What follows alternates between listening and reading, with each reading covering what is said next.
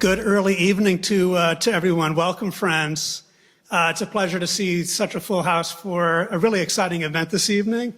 My name is Phil Harling, and I'm a professor of history here at UM, and I currently serve as director of UM Center for the Humanities.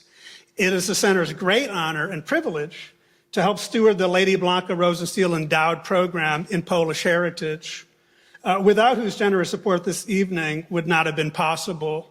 In a moment, we'll hear more about Lady Blanka and about the Rosenstiel legacy, not only at UM, but throughout South Florida and beyond.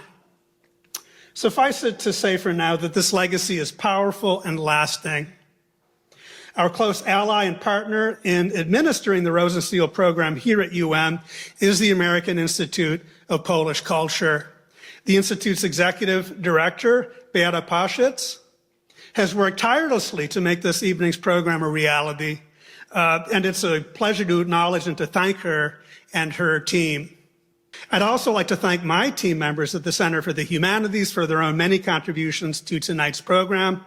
Assistant Director Christina Larson, Office Manager Elizabeth Hernandez, Graduate Fellow Sydney Shamblin Anderson, and our student assistants Lyric Johnson, Atsar Williams, Lena Hopper, and Jackson Ori. And now, as we move from my own quite local welcome to a broader welcome, in keeping with our Polish theme this evening, it's my great pleasure to call to the podium the Consul of the Republic of Poland from Houston, Texas, Honorary Fafara. Honorary, please.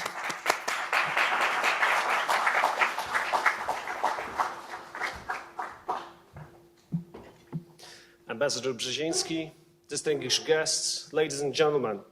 It is a great privilege to join you here on this important and timely discussion. First, I would like to extend my heartfelt thanks to the organizers of this wonderful event. Your efforts in bringing us together demonstrate the strength of our shared commitment to security and collaboration. Poland and the US share a deep bond, one rooted in our common values and commitment to NATO. Our cooperation in NATO's eastern flank has never been more crucial than now. Ambassador Brzezinski, thank you for your outstanding leadership in fostering Polish-US cooperation also in this regard. I am also pleased to share the information that just recently Florida has been incorporated to the consular district of the Polish Consulate in Houston. This chance gives the opportunity for even closer cooperation. So I do hope to be in contact with all most important stakeholders here in Florida in the months to come. I will stop here because I am also eager to listen to the lecture of one of the best experts and best diplomats based in Poland. But before that, I would like to invite Mr. Nick Iwanicki, University Archivist from the University of Miami, to take the floor. Thank you so much.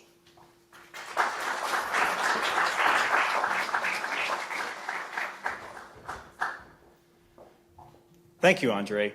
As Andre mentioned, I'm Nick Iwanicki. I'm the University Archivist here at the University of Miami, which means I focus entirely on the history of our institution, our students, our faculty, and our staff.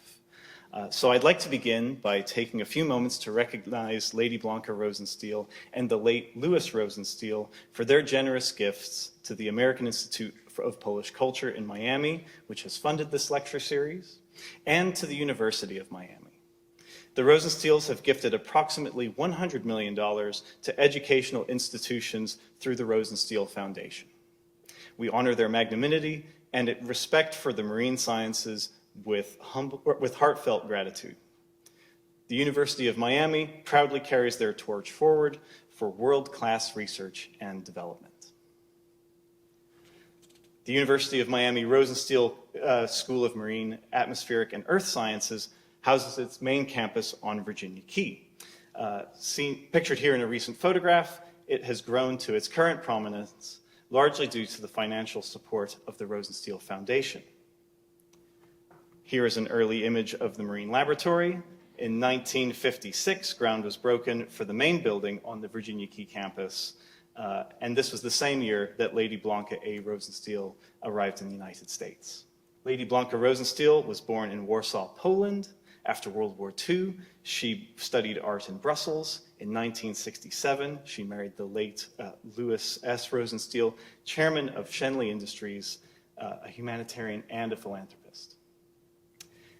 In 1969, the University of Miami honored philanthropist Mr. Louis Rosenstiel with the dedication of the Rosenstiel Medical Sciences Building of the School of Medicine and the changing of the name of the Institute of Marine Sciences to the Dorothy H. and Louis Rosenstiel School of Marine Sciences and School of Marine and Atmospheric Sciences. This dedication honored a $12 million gift from Mr. Rosenstiel, the largest single gift the university has ever received, which is now worth over $103 million in 2024. President Stanford, Dr. F.G. Walton Smith, Dr. W. Dean Warren, and Mr. Rosenstiel gave speeches at the Rosenstiel dedication. Lady Blanka's avid interest in the arts, dedication to helping young artists, and desire to promote Poland's heritage while fostering culture in her American homeland prompted her to establish the American Institute of Polish Culture, AIPC, in Miami in 1972. In 1998, Mrs. Rosenstiel was appointed an honorary consul of the Republic of Poland. She became the first Polish consul in the history of Florida. The American Institute of Polish Culture sponsors this lecture series. Established by Lady Blanka in 1972, AIPC shares with Americans the rich heritage of Poland, which has contributed in so many ways to the history of the United States and promotes the scientific, scholarly, and artistic contributions of Polish Americans. In spring 2021, the Lady Blanka Rosenstiel Endowed Program in Polish Heritage was founded at the University of Miami. This lecture series is made possible by a generous gift to the University of Miami from the American Institute of Polish Culture.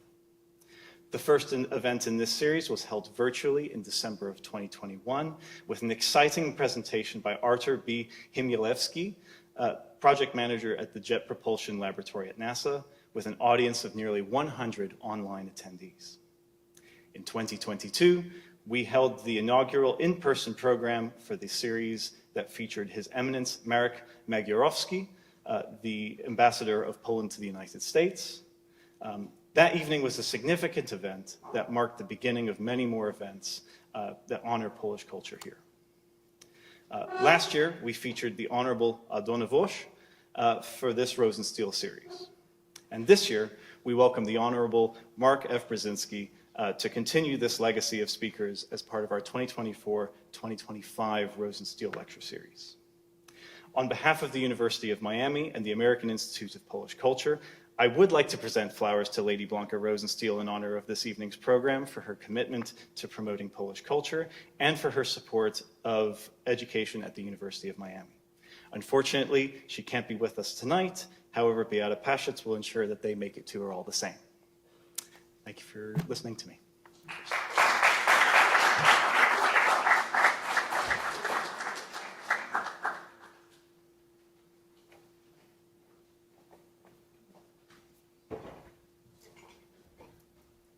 Your Excellency, distinguished guests, ladies and gentlemen.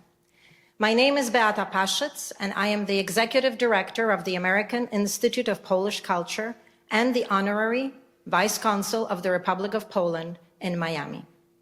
On behalf of Lady Blanka, who unfortunately couldn't come today, I would like to welcome you at today's event. She sends her love and her best regards.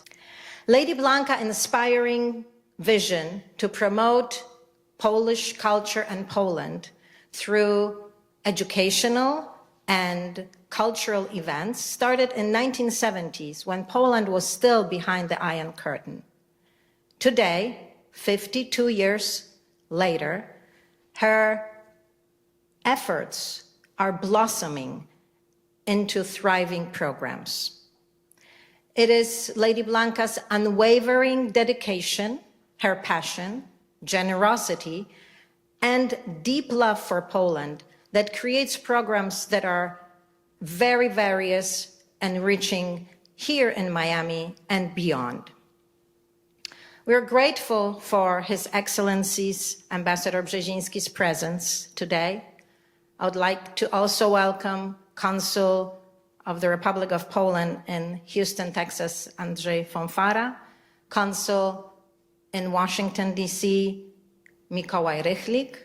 I would like to welcome Secretary of Consular Corps, the one and only Nabil Ashkar, who is also an awardee of Amicus Polonia, a friend of Poland. And I would like to welcome some of our board of directors, including Rose Kruszewski, Dr. Maria Di Pietro, and Ms. Elizabeth Plater-Zyberg. I would like to welcome all of you, all our members, our friends, faculty, and students. I would like to welcome the future members of the Institute that I'm sure will sign up to be members of our nonprofit organization, because only together we can impact and promote Poland and her beautiful image in the United States. I would like to take a moment just to say a few words of our upcoming events. December 1st, we will show a movie in Coral Gables called Irene's Vow. On December 13th, anniversary of martial law in Poland, we will close the exhibit of Polish posters at Florida International University, original posters from 50s to 80s, with a speaker, Natalia Olbińska. We will also have a Polish party and a reception with pierogi, Polish vodka, and wine, so you're all invited.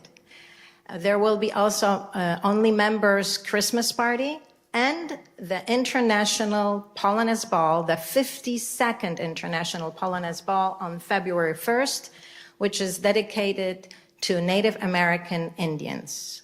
I hope you take all the materials that we brought here and flyers to learn more about what we do and become participants. Today we have an honor and pleasure to have His Excellency Ambassador Mark Brzezinski, a distinguished diplomat and a lawyer, who opened the doors of the U.S. Embassy in Poland to various new initiatives, very diverse groups, and this way he strengthened the relations between Poland and the United States and fostered understanding. Very recently, Ambassador and his partner Olga Leonowicz received an award called Leading from the Heart. And I think it's a great tribute, a fitting tribute to his heartfelt leadership. Ambassador Brzezinski truly embodies what's called cultural diplomacy. Mark Brzezinski grew up in Washington, D.C.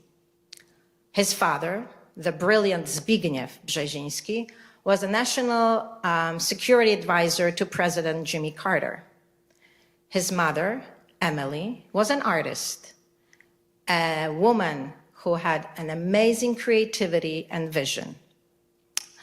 What I believe is that Mark Brzezinski inherited the best qualities of both of his parents, combined them with his talents, and did an amazing job of promoting Poland and Polish accomplishments in the world. Thank you, Mr. Ambassador. Thank you for gracing Miami with your presence, and we're looking forward to inspirational words from you. Thank you.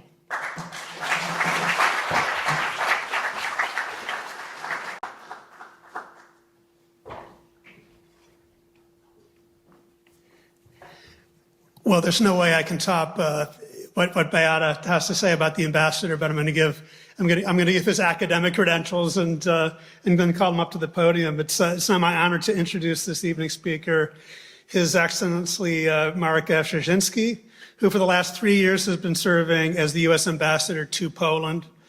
He's previously served as U.S. ambassador to Sweden. After completing his undergraduate work at Dartmouth, Ambassador Brzezinski went on to earn his JD from the University of Virginia and his PhD in political science from Oxford University.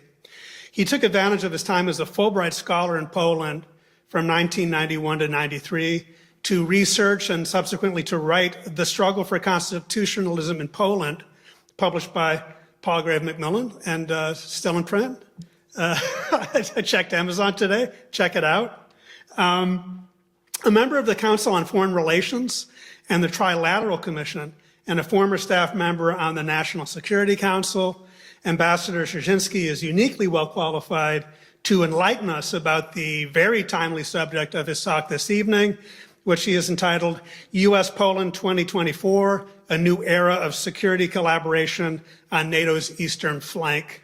Ambassador Brzezinski, welcome to the University of Miami and welcome to the podium.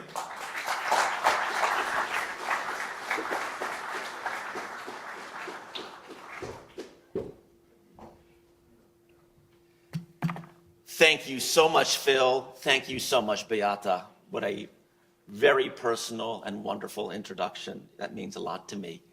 And I have to say, it is so poignant and personal for me to do something under the support of Lady Blanka Rosenstiel, because as a Polish American, she not only has been generous with her own resources, unbelievably generous, but she served as a catalyst for the millions of Polish Americans who live in the United States to do a number of special initiatives in academia and in scholarship. And truly, for the first time, Polonia produced scholarships and fellowships supported by the community writ large, because Lady Blanka Rosenstiel took the first step and said to others in Polonia, come and share with me and join me in this initiative. And there were fellowships and endowments initiated at Columbia, at the University of Virginia, at the University of Miami, and elsewhere, thanks to Lady Blanka Rosenstiel. So I salute her, because scholarly engagement, academic engagement by the community is important, it is empowering, it makes the best investment to what we all care about, and that's the future generations. It's an investment in the young people. That's what Lady Blanka does, and I'm so proud to be doing something under her name here tonight. So distinguished guests, University of Miami students, faculty, I'm honored to stand before you today and reflect on the extraordinary partnership that exists in this moment between Poland and the United States. Let me tell you, in a sea of bad news stories internationally, Poland is a good news story in 2024. Two mobilizations that I'll talk about have really particularly impressed President Biden and the Biden administration.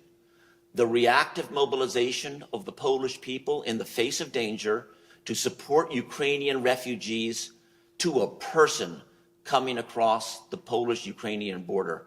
Something that when it began to happen in February 2022, when I came back to Washington for our annual meeting of ambassadors from around the world called the Chiefs of Missions Conference, I was the only US ambassador asked to come to the Oval Office for a one-on-one meeting with President Biden around the question, what inspires the Polish people to be doing what they're doing for the Ukrainians? We didn't expect this.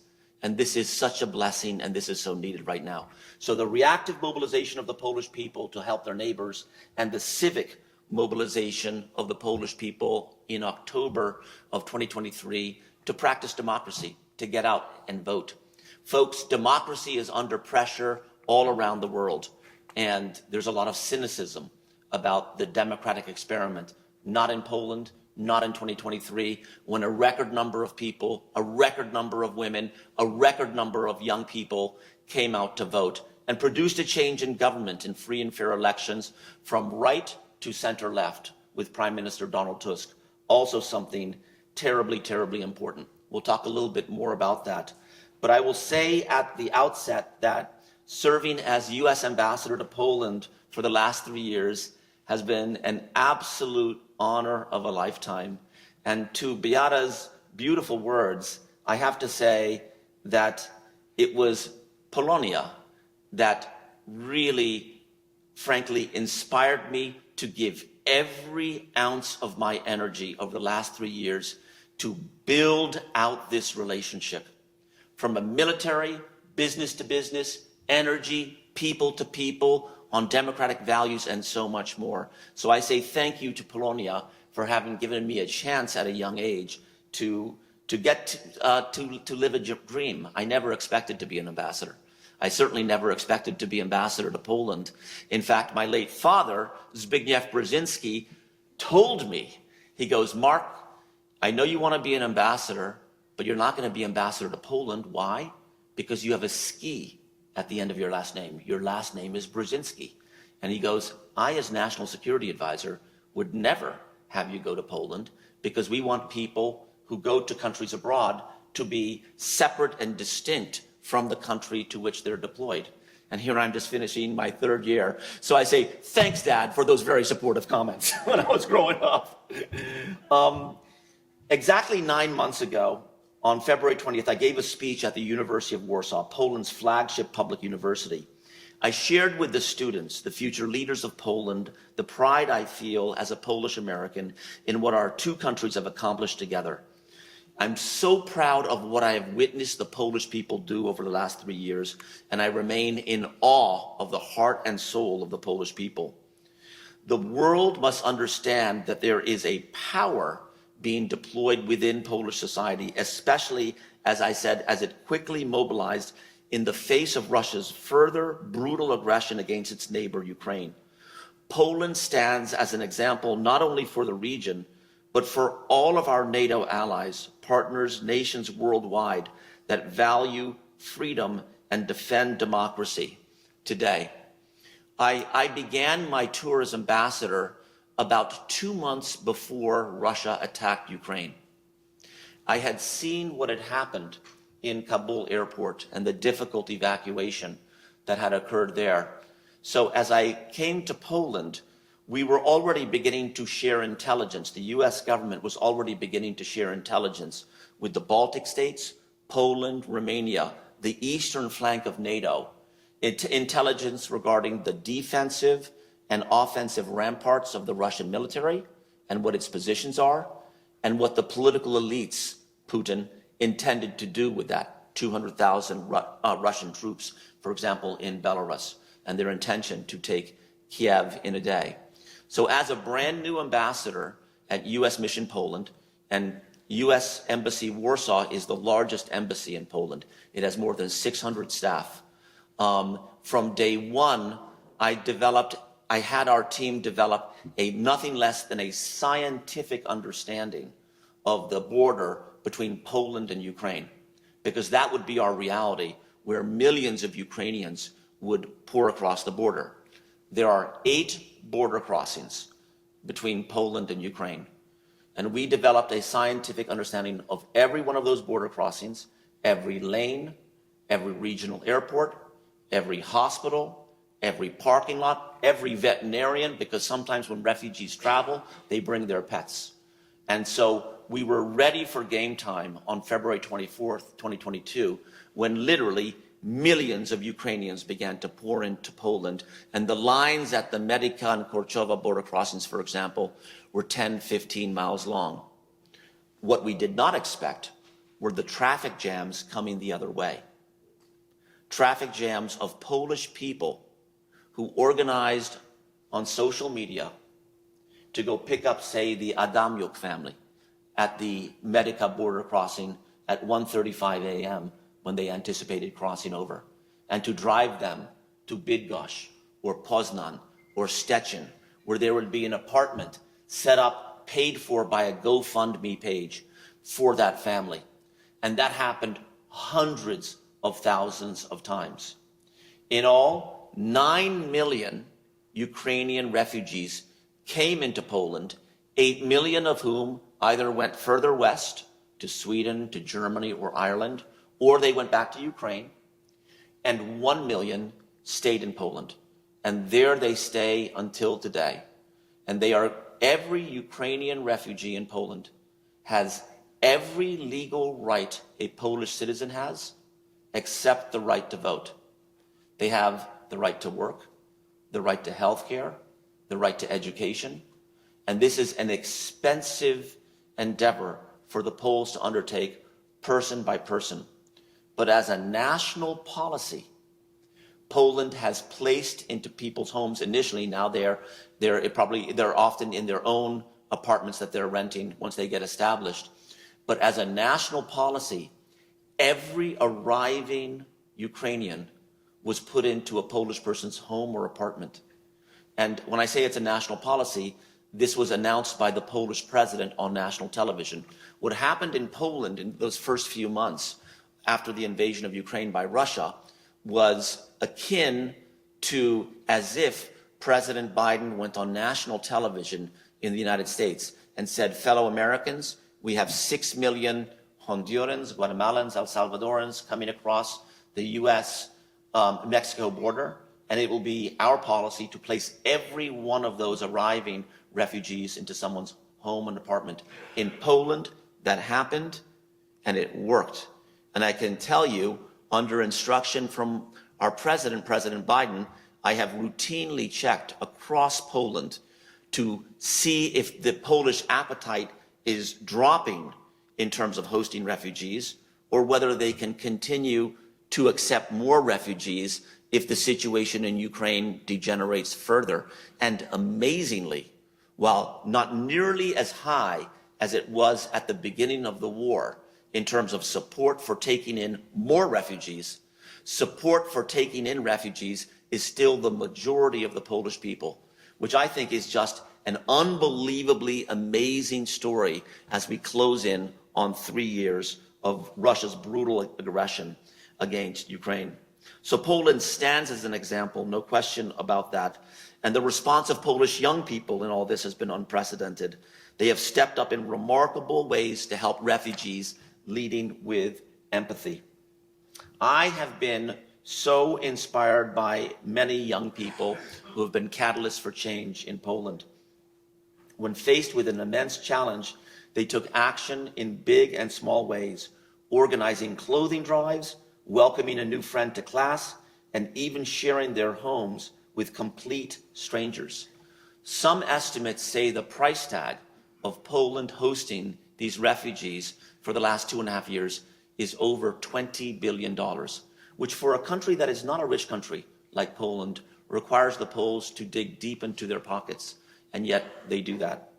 And at the same time, I often feel that when we look at the next generation of leadership in Poland, whether he or she is a future president of the Republic of Poland, I really feel that this period between 2022, 2023, 2024, for them will be a formative moment for their leadership, in which she did something much larger than herself, organizing a food drive or a clothing drive or a GoFundMe page for a Ukrainian family.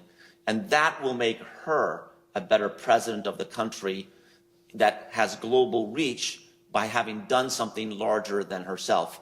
So I feel that in many ways it will have cultivated a new generation of leadership through sacrifice, but make no mistake, it has been sacrifice. Now, of course, the international community has also stepped forward in response to Russia's attack on Ukraine. Young people have been involved at every level, including serving as part of UN High Commissioner of Refugees, UNICEF, International Organization of Migration, World Health Organization. All these international organizations now have operations in Warsaw, some of which are pretty substantial. Professional staff working diligently across the region to coordinate refugee protection, shelter, and integration support with governments and civil society. One such example is Education Hub in Warsaw, where art therapy helps the youngest and most innocent victims of Russia's attacks in Ukraine. And I must say, the differentiated impact on some of these young people who have gone through upheaval as refugees and through crisis as refugees is, when you see their drawings through this art therapy, is terribly touching. Some of them are more positive and optimistic, and some clearly have been impacted very negatively by what has happened, and that will be something that they will probably carry for a long time into the future. But I wanted to emphasize that reactive mobilization is one of the national assets of Poland, and we've seen that in Poland in the past. The Warsaw Uprising during World War II, the Solidarity era in the 1980s when there was peaceful change in government without a shot being fired, and then again in 2022, 23, and 24. And we as Americans, I think, share as a national asset reactive mobilization. We saw that at the beginning of World War II after Pearl Harbor was attacked, and we had to stand up a military industry to support a war across the Atlantic and across the Pacific. And we saw it in the 1960s when President John F. Kennedy called for the Americans to win the race to the moon. And that spurred a massive technological revolution in Poland that continues to benefit, in the United States, that continues to benefit this country to this day. So in many ways, reactive mobilization, as opposed to delayed response, reactive mobilization is one of the national assets that Poland shares with the United States. I also mentioned civic mobilization. Young Poles turned out in record numbers to participate in the parliamentary elections last year. What happened was an awesome example of civic engagement from voters across Poland's political spectrum, where record turnout underscored just how important democracy is to the Polish people. Of course, I know that you too understand the importance of having your vote counted. And regardless of whom you voted for in our recent election in this country, your participation is a renewal of the fundamental right, the right to make your voice heard, that is the foundation of democracy. In both countries, this commitment to democratic principles is something that is shared, and it is one of the values that really binds us. Democracy is at the core of who we are. America's democratic experiment has long been an inspiration for people around the world. And in October, that was an example also for Europe coming out of Poland. This US election, with nearly 150 million votes cast, demonstrated once again the vibrancy of our system and how seriously Americans take our civic duty. Freedom and democracy are not guaranteed, but we know they bring stability, security, and the promise of a brighter future. I arrived in Poland just about 2 months before Russia's attack on Ukraine. Over the past 3 years, we've been reminded of the contributions, commitments, and sacrifices of the members of NATO, the essential alliance that exists to safeguard all we hold dear. In Warsaw and in Washington, in Brussels, and on the border between Poland and in Ukraine, including in my father's hometown of Przemyśl, which I know someone here is from, we have seen the power of the strongest defensive alliance in the history of the world, and that is NATO. In short, collective defense has worked in Poland. NATO is stronger, more energized, and more united than ever in its history, and it is vital to our shared future. It's important to emphasize that it was not self-evident that collective defense would work in Poland after Russia attacked Ukraine. Please remember, Poland is a Slavic country, Ukraine is a Slavic country, and Russia is a Slavic country. Putin is a KGB agent who's the son of a KGB agent. He's not a politician like Yeltsin or Gorbachev, his predecessors. This is a KGB agent who has resolve. The risk the Poles have taken, meaning what the Poles are doing to support the Ukrainians in their fight, in the mind of Putin, is treason. And for a KGB officer, there is only one result for a traitor, and that's execution the same day. Because what the Poles are doing is they are transferring the guns to the Ukrainians. The Ukrainians are using to defend themselves against being attacked by Russia horrifically. But they're being given the guns they are using by the Poles to kill Russians that are attacking them. In the mind of Putin, that is treason. And for Poland not to have been attacked in the last 3 years and not to have had any security crisis in visible or less visible ways shows, frankly, that NATO and collective defense works. Before this, it was a bet. Now we know that it works. I have memories of what it was like when there was a degree of uncertainty about the future of Poland before that country joined NATO. I did a Fulbright scholarship in Poland in the early 1990s, learning the Polish language and about Polish society, culture, and history. And back then, you could still hear the Soviet troops on their morning jogs singing their songs very loudly to intimidate the Poles. I wrote, as was mentioned in the introduction, I wrote a book about the struggle for constitutionalism in post-communist Poland. New institutions were just being established. No one knew for sure if it would all work. And in the end, it did. Poles dreamed of a future integrated with the United States and with market economies of Central and Western Europe. They worked hard towards a security partnership with NATO at its core and greater economic opportunity through membership in the European Union. Poland's transformation over the last 30 years is a testament to the determination and hard work of the Polish people in building a democratic, prosperous, and secure country. And it's also a story of what happens when the United States engages, investing in our shared future and expanding opportunity for all by building on the partnership between our country and an ally like Poland. Today, because Poland is safe and secure, both local and international businesses have the confidence to invest, to grow their companies, and to create good jobs. This environment gives Poland the opportunity to emerge as an innovative superpower in partnership with the United States and with companies, US companies, leading the way. So that is NATO's impact. It provides stability, it provides security and certainty, and a foundation for prosperity that directly benefits the US economy. And we, the US government, we don't want Poland just to be free and secure. We want Poland to thrive and be prosperous.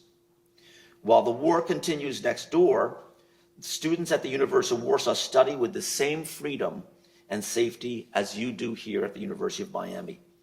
That, for me, is the power of NATO and of what's possible when the United States and an ally like Poland joins forces, literally and figuratively. Because Poland is safe and secure, Polish students have the freedom to pursue their dreams and to live their lives as they choose. At its core, that's the essence of freedom, which is what the NATO alliance delivers for all of us. In 2024, it's hard to imagine NATO without Poland or Poland without NATO. But none of this was inevitable. It took leadership, courage, resilience, and it took a unity of purpose and a shared definition of the challenge to overthrow communism, to build democratic institutions, and to achieve Poland's strategic goals of entering NATO and the European Union. It's also hard to imagine, but true, that many people in the United States doubted the wisdom of Poland's NATO membership when that was being proposed in the 1990s.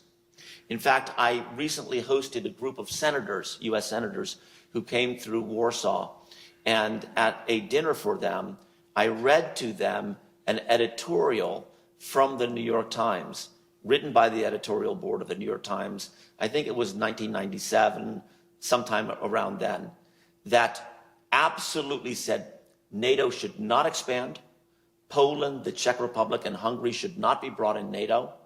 And it read like something out of a fairy tale in the sense that it said something to the effect that Russia should be given the chance to establish friendships and positive interaction with its neighbors and so forth and so on. When you look at Russia's conduct in Eastern Europe over the last couple of years and you compare it to that statement, it shows how far-fetched that vision was. And I'm so glad President Biden, then Senator Biden, in the late 1990s, was one of the ralliers of support and building consensus in the US Senate to expand NATO.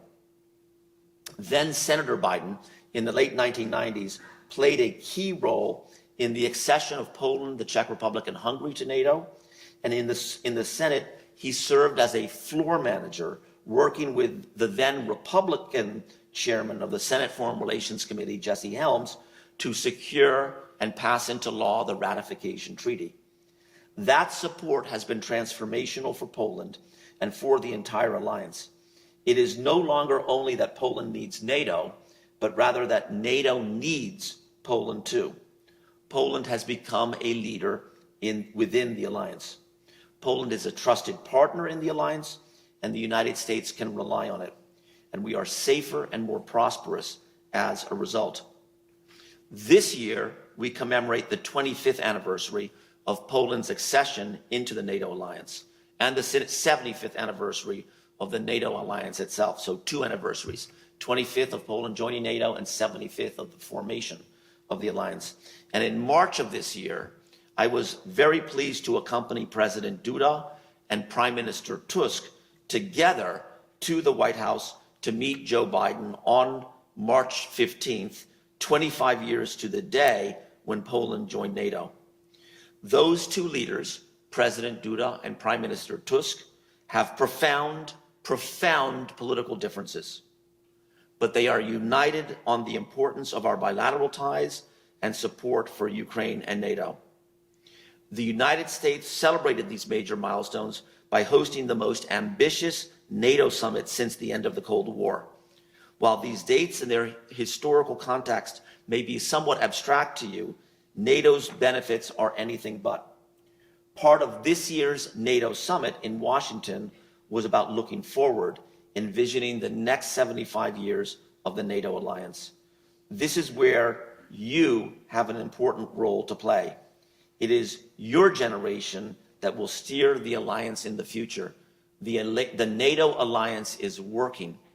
And so let me briefly touch on additional aspects of security and what they mean in the context of the US-Poland relationship. Defense cooperation between the United States and Poland is now stronger than ever before.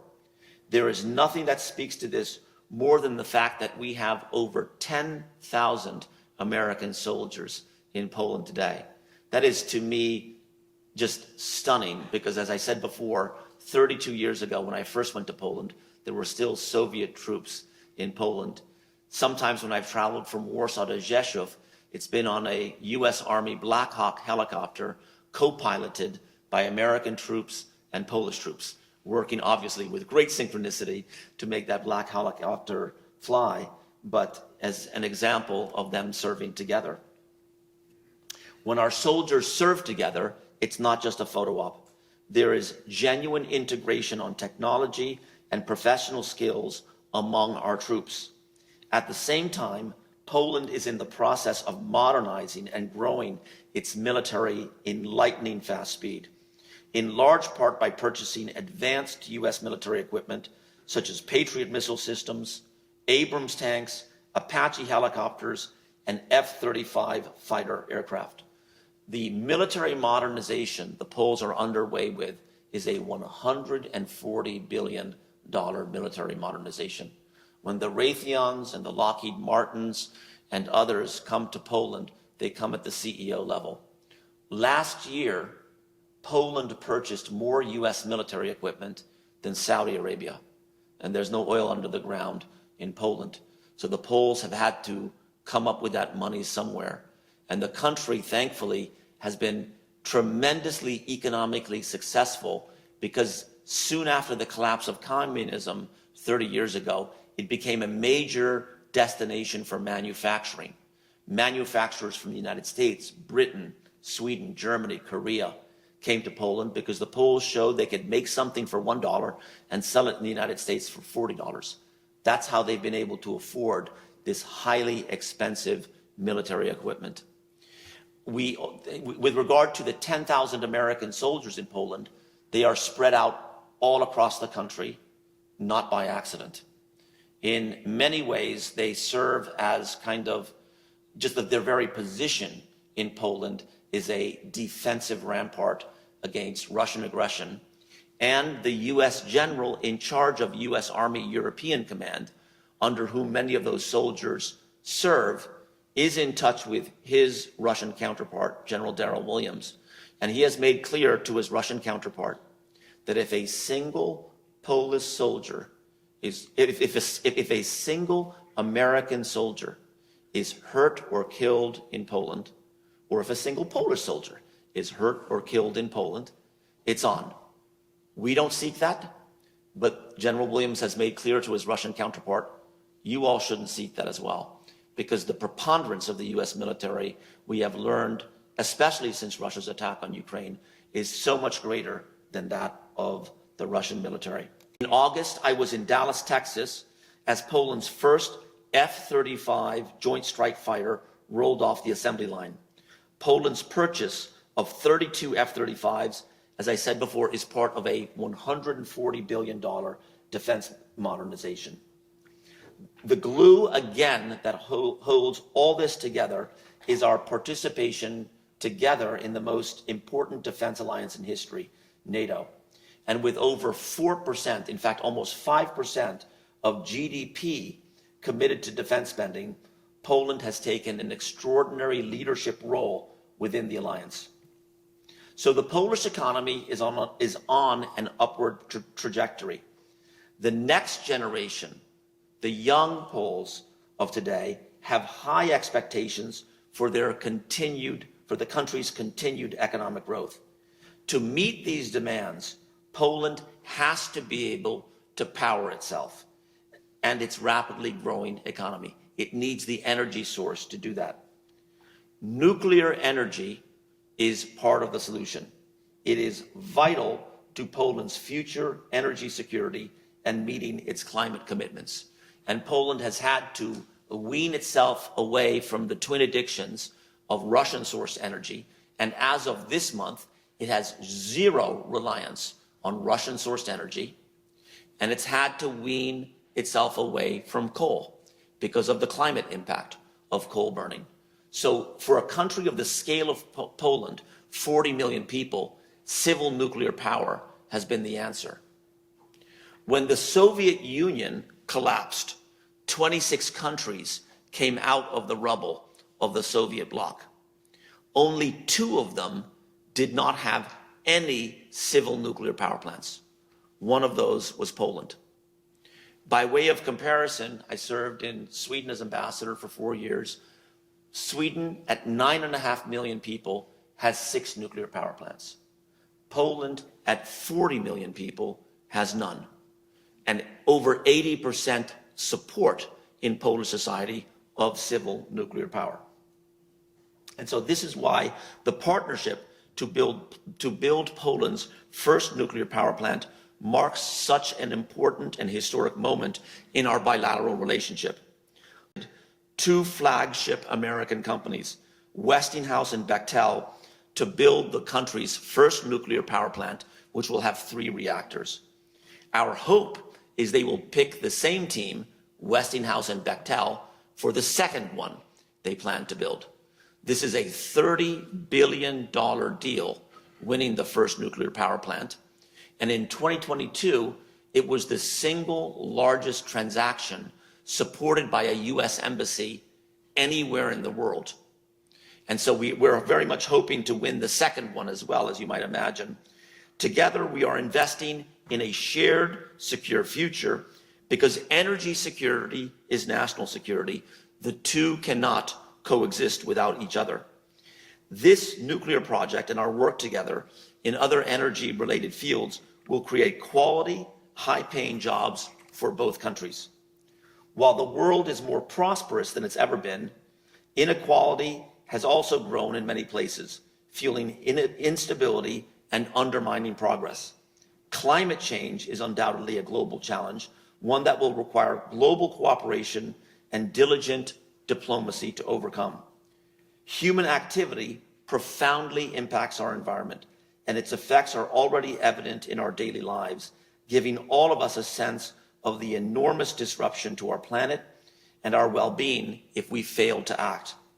When we consider reducing emissions, one obvious source is electricity generation. Transitioning from fossil fuels to clean energy, including nuclear and renewable energy, is not only a response to climate challenges, but also an investment into a better future. That's why the United States is so committed to cooperating in this area with countries worldwide. We're really on a kind of nuclear build out around the world. But the United States has not sold a civil nuclear reactor to Europe in the last 30 years until Poland purchased one last year.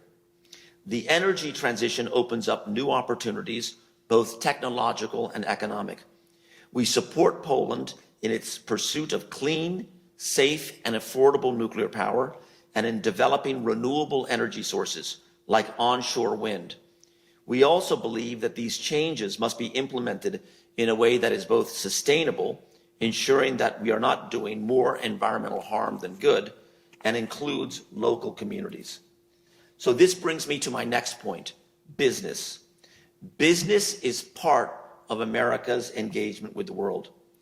The overlay between the commercial context and the strategic context is a key part of why the United States engages around the world. And I'm so proud when I watch our US Embassy in Warsaw engage in promoting US companies around the world, including in Poland. We do so much more than other embassies, frankly, in terms of promoting our businesses, and that's important in terms of building jobs and prosperity. In Poland, that overlay is so strong and undoubtedly why Poland is garnering a lot of attention. Right now, there are more than 1,600 American companies with operations in Poland. Many have a huge footprint or are building new state-of-the-art facilities. There are so many good business stories in Poland. The capacity to innovate, improvise, to scale, to adjust, and to devise new ways to prosper is so present in Poland. American companies discover that every day I see in Poland. Commercial investment from the United States brings American interests, values, innovation, and best practices to the region. US investment, as the cliche goes, is a win-win proposition. It's also true that further investments in higher education institutions, technology, finance, and engineering are needed for Poland to remain competitive and a leader in Central Europe. US companies are doing their part. For example, 10 years ago, Mikołaj, a smart and innovative Polish student, traveled to the United States for a summer internship at GE Hitachi Nuclear Energy in Wilmington, North Carolina.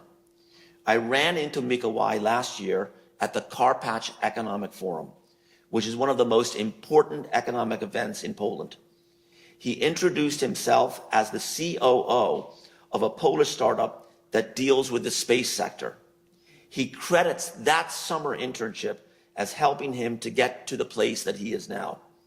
These are the kinds of connections US embassies around the world, including in Poland, build. At our embassy in Warsaw, we are having targeted conversations on the future of specific industries. We are bringing together government and industry leaders to discuss the challenges and opportunities in the Polish market and what lies ahead. Underpinning our agenda is a continued embrace by both the United States and Poland of our shared values and democratic principles. This requires a steadfast commitment from all participants in the public space to uphold the integrity of our cherished democratic processes and institutions. This commitment includes protecting freedom of speech and ensuring that Poland's media landscape remains open and pluralistic. It is also about ensuring that there is a fair, transparent, and predictable regulatory environment where the rule of law is respected and championed. These elements are key to fostering economic development and expanding opportunity. As I said at the outset, it's been an incredible honor for me to serve as US Ambassador. I'm a proud Polish American representing the US in a country my ancestors fought for, building on a relationship that goes back hundreds of years. The Polish American community in the United States has had such a positive impact in our world. From helping to ignite the flames of freedom during the Solidarity movement to advocating for Poland's membership in NATO and the European Union, individuals, including those with family, education, and other ties, play an incredibly pivotal role in nurturing the special friendship that exists between our countries, a friendship that is closer now than ever before. Last month, we celebrated Polish American Heritage Month in the United States, a time to honor the contributions of freedom-loving Poles that have found a home in America. These contributions date back to the American Revolution, when Poles like Kazimierz Pulaski and Tadeusz Kościuszko fought for American freedom. Others came to build new lives, finding a home in the land of opportunity while maintaining their passion for democracy, independence, and perseverance that are so uniquely Polish and American. My own father, Zbigniew Brzezinski, was among them. A child of war, an immigrant cast onto North America's shores by World War II, he went on to transform U.S. foreign policy alongside President Carter. He did not speak a word of English until he was 15 years old. He arrived at Harvard on a partial scholarship to pay for one semester. He later went on to become a full professor at Columbia University, and then as a Pole, standing toe-to-toe with the Soviets as National Security Advisor to the President of the United States. That, to me, is a story of America. His story, and that of so many others, including many of you here today, are woven into the very fabric of what it means to be an American. Poles have a motto, za naszą I waszą wolność, for your freedom and ours, that sums up what it means to be united by this special bond across oceans and time. All of this lays the groundwork for an ambitious agenda that will only strengthen the U.S.-Poland special friendship for decades to come. And what's on the horizon is exciting. In January this coming year, Poland will take over the presidency of the Council of the EU, European Union, where it will help shape the EU's agenda and priorities.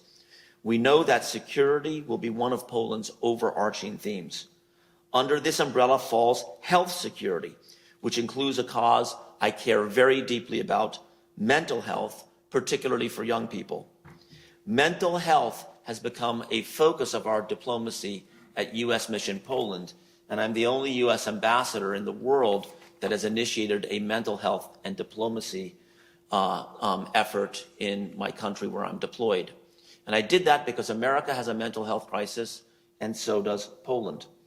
And we have used our embassy's ability to convene, our power to convene, alongside that of the Polish government, to bring together stakeholders and experts to strengthen reform efforts in Poland.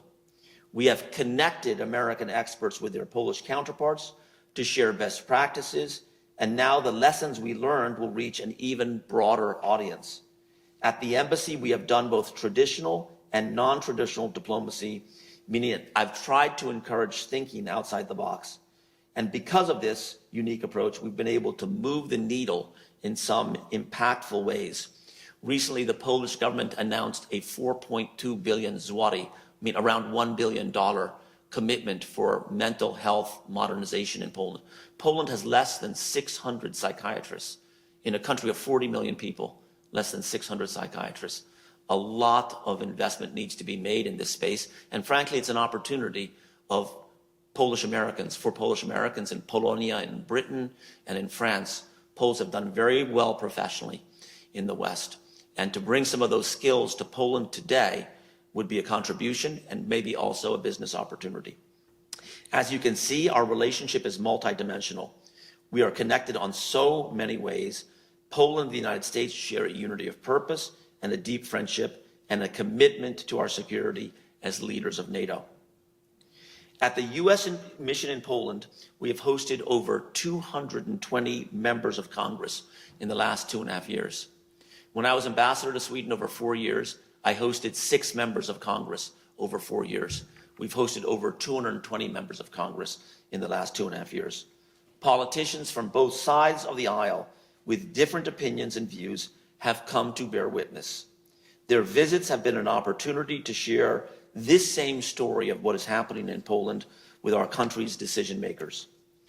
Of the 6 key areas that tie us together, security, humanitarian work, energy, business, democratic values, and people-to-people ties, each is just as important as the other. In my confirmation hearing testimony before the US Senate, I said that while the United States and Poland have a historic friendship, we also agreed to share responsibilities for humanity's future and the democratic principles of the West. I strongly believe that NATO is one piece of the puzzle, but there are many challenges to address in order for both of our countries to prosper and thrive. We have to maintain a competitive edge in technological innovation while continuing to support and strengthen social infrastructure, the services and facilities that sustain a better quality of life for all of our citizens. I believe our best chance of success lies in leveraging what makes our country so unique: our openness to new ideas, our ability to build partnerships and solve problems, and confidence in looking over the horizon to a better tomorrow. Universities are vital incubators for ideas and solutions that will drive this innovation and growth. So the future is in hands and institutions like this. The University of Miami is one of the most respected and connected institutions in our country. So I challenge you to do more in this area. Beyond building your skills and knowledge, universities forge and sustain the connections and cooperation that move us forward. Whether it's developing emerging technologies or bringing new perspectives to local and global challenges, academia plays a massive role in shaping the future. And that's why support, like, for example, from Lady Blanka Rosenstiel, the support of fellowships, scholarships, professorships, chairs, is such a true public service that she's been involved in for decades. I truly believe that the best is yet to come for Poland, for the US-Poland partnership, and for the NATO alliance. What is at stake is literally the world that will be inherited.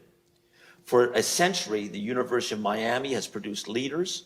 You are more than capable of taking this mantle, and this, of course, gives me hope and optimism for the future. Building a better world through diplomacy and communication requires inclusion. It requires a focus not on what divides us, but on things that bind us together as neighbors, citizens, and residents of a world in which the greatest challenges facing us do not respect national borders. I know that you're already grappling with some of today's most pressing issues. As a diplomat, I can tell you there are no easy answers, but the imperative to get it right is ever stronger.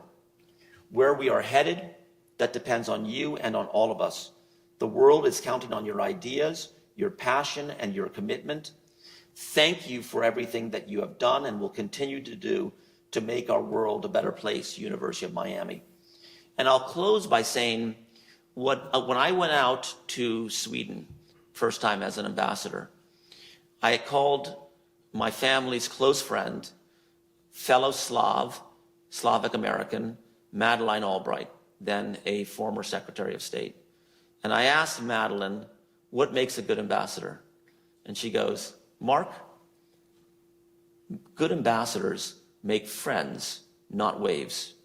Go out there and build as broadly the friendship between our country and the country that you're posted. And I feel that the 600-member team of U.S. Mission Poland and I have gone flat out for the last 3 years to do exactly that. And we hand President-elect Trump truly the strongest, most integrated, most energized American-Polish relationship that has ever existed. And I think it's an example for bilateral relations. With that, thank you, and I'd be happy to take your questions. Thank you so much. A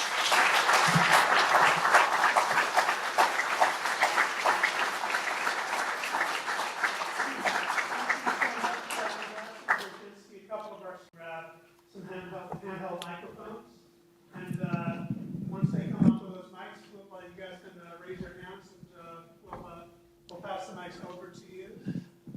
Yeah, just keep your hand up there for a minute. All right, come on up. I see a hand right in the back there. If you can. There we go. Thank you. First of all, very interesting, insightful presentation. Thank you. I'm quite ignorant of Poland, unfortunately. That's why I'm here today.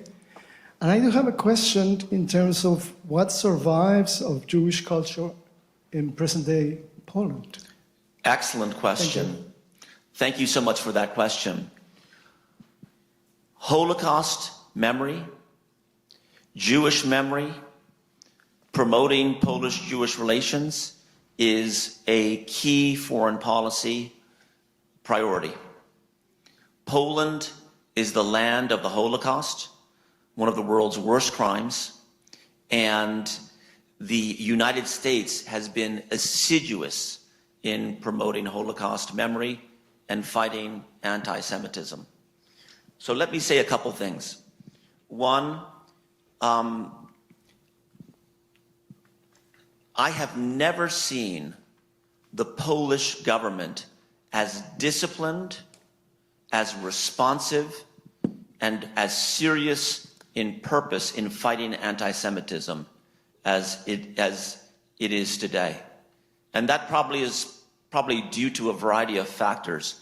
But when there was an attack on the Nozik synagogue in Warsaw in, I believe, April or March, the police solved it within 24 hours. Unfortunately, a young kid was arrested for having done that. But the police were able to come down quickly and go through the cameras on the streets, at restaurants and so forth, identify who it was. Other acts of anti-Semitism have been solved very, very quickly, and I think more speedily than ever before. I say that because to me it is the best evidence that the Polish government takes the fight against anti-Semitism really, really seriously. Second, the US government under President Biden initiated in Poland recently, I think, a really, really innovative effort pertaining to preserving and advancing Jewish memory in Poland. In this country, in America, endowments support our great universities like University of Miami, Harvard, Stanford, others.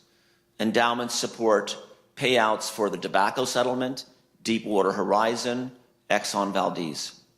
And so after I was called by President Biden to go to Poland, I got in touch with my mentor, Stuart Eisenstadt, who's the chair of the board of the Holocaust Museum in Washington, to brainstorm with him what is it that we could do to advance the preservation of museums, synagogues that are dilapidated, cemeteries in the same condition, and so forth in Poland. We came up with the idea that we would begin to introduce the practice of endowment fund investing in Poland as a way of ensuring financial continuity for museums and so forth. And we brought to Poland some of America's best experts on endowments, including actually my former college roommate at Dartmouth, Peter Holland, who later became the chief investment officer and the CEO of the Columbia University Endowment, to begin to educate Poles about how endowments could advance memory preservation of institutions pertaining to Judaism in Poland and Jewish history. So that's been a success as well. The community in Poland is small. It's less than 10,000 people after having a population before World War II of over 3 million people. And so it's a tragedy that we are still coming out of the ashes from, but I've been incredibly proud of my mission in terms of working on these issues. One last thing that I think was produced good result is when I came to Poland as ambassador, Poland and Israel did not have diplomatic relations in the sense of having credentialed ambassadors in either country. There wasn't a Polish ambassador in Tel Aviv, which is where they send their ambassador, and there wasn't an Israeli ambassador in Warsaw. And so I went to the top of the Polish government and said, we have to solve this. We need a credentialed Israeli ambassador in Poland. And I got a little bit of a runaround saying, things are difficult now. People had said difficult things. And I said, it doesn't matter. We're about to approach the commemoration of the 80th anniversary of the Warsaw Ghetto Uprising. You can't just have at the table Polish officials and American officials. We need a credentialed Israeli ambassador. And I got no kind of results from that effort. So I went to the overall then political party chairman named Kaczynski. The Polish government used to be run by a party called Law and Justice. Its chairman, Kaczynski, was truly the overall power of that party. I got to know him soon after I became ambassador to Poland, and I went to him on this issue. To his credit, he said, Mark, it will have the Israeli ambassador that's been sent here credentialed within X number of weeks, and he kept his word. And now we have a former minister of intelligence, a highly respected person, on his way to Tel Aviv from Poland. So these are small steps that are under the shadow of an unbelievably tragic memory, but those are some things that I wanted to share in terms of that question. Thank you.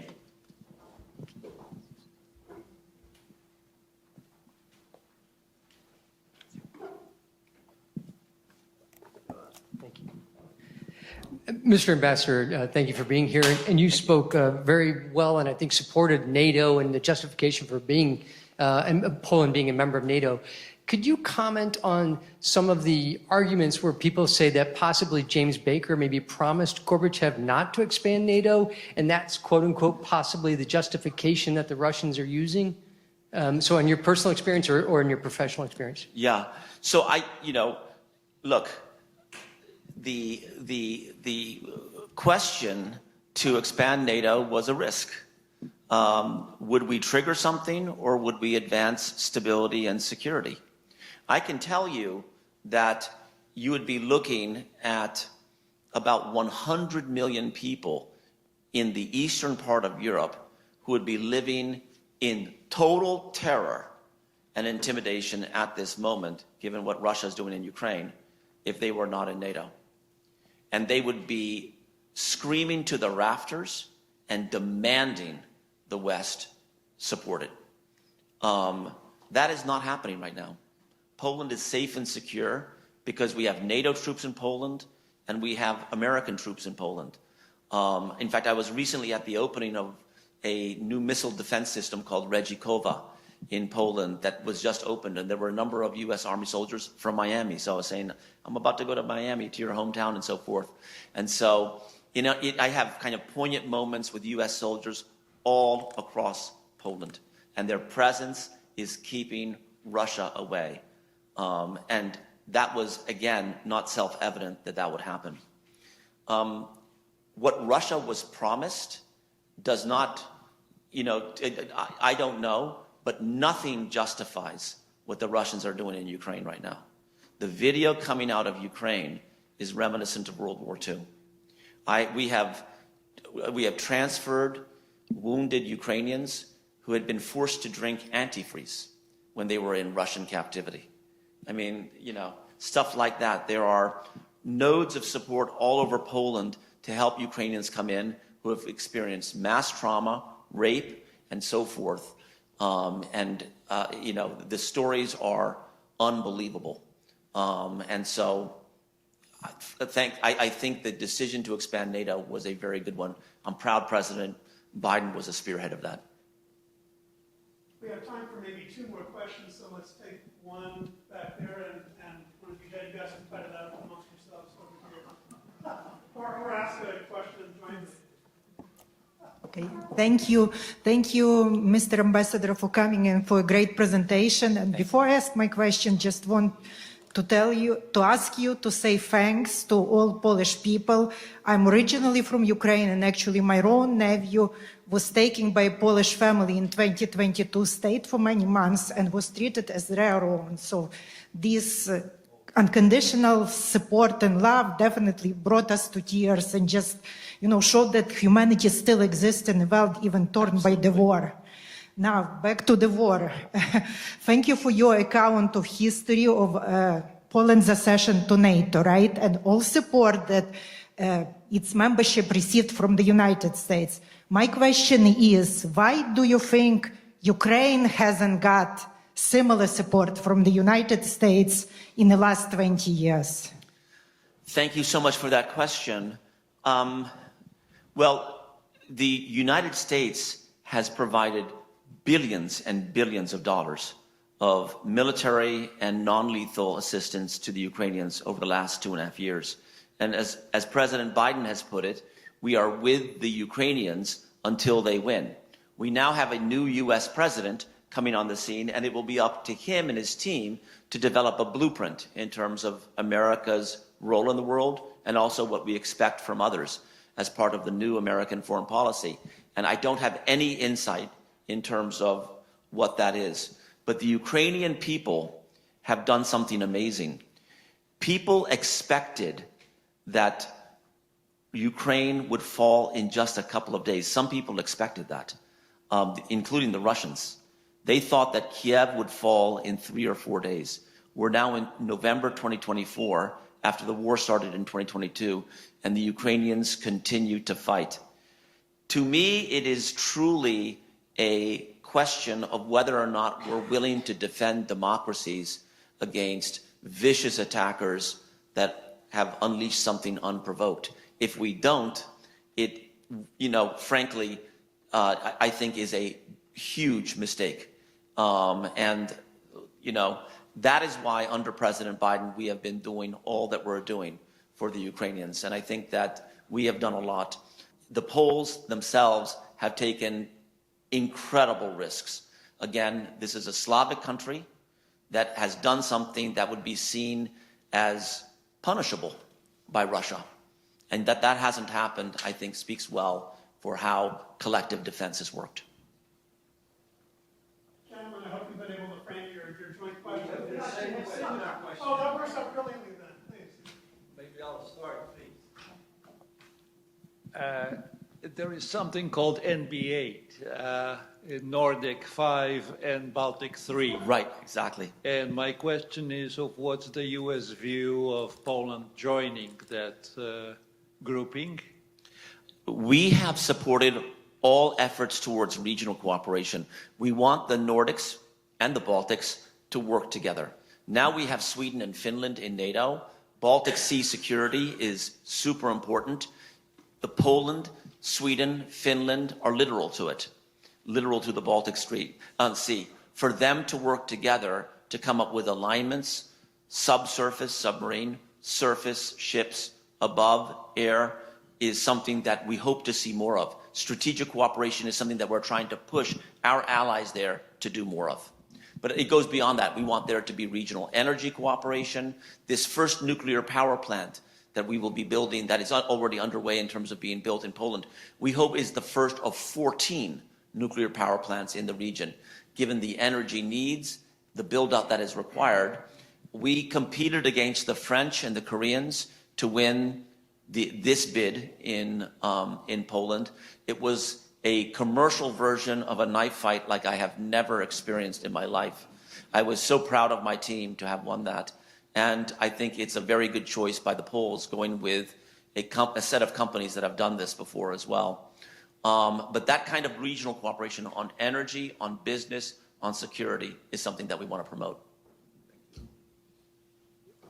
Just to add, Mr. Ambassador, Sweden, your experience in the past, the country probably paid painful concessions to become a NATO member.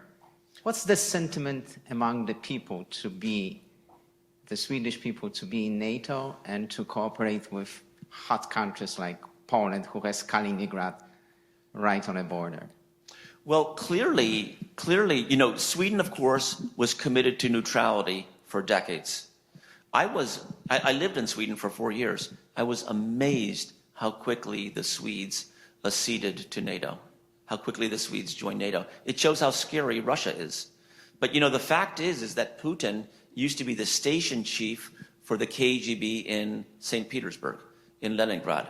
And one of the job descriptions of the station chief of the KGB in St. Petersburg is to keep Sweden and Finland out of NATO. So it shows how strategically this really hasn't worked out well for Putin at all. But the Swedes bring a lot of professionalism, expertise, and knowledge. Sweden is an Arctic country, and their capacities as a military in the Arctic and in other areas bring special capabilities that will bring a lot to NATO. We want the Swedes and the Poles to cooperate more. In fact, next week, Prime Minister Tusk of Poland is going to Sweden. He's going to Stockholm, and I've been informally chatting with my Swedish counterpart regarding the best way to kind of mesh together Poland and Sweden, two very different countries, actually, that now share, as NATO members, a really important role in security in northeastern Europe. Ambassador Brzezinski, thank you so much for being so generous with your time and your thoughts Thank this you all evening. for coming. Appreciate it. Wait. Thank you.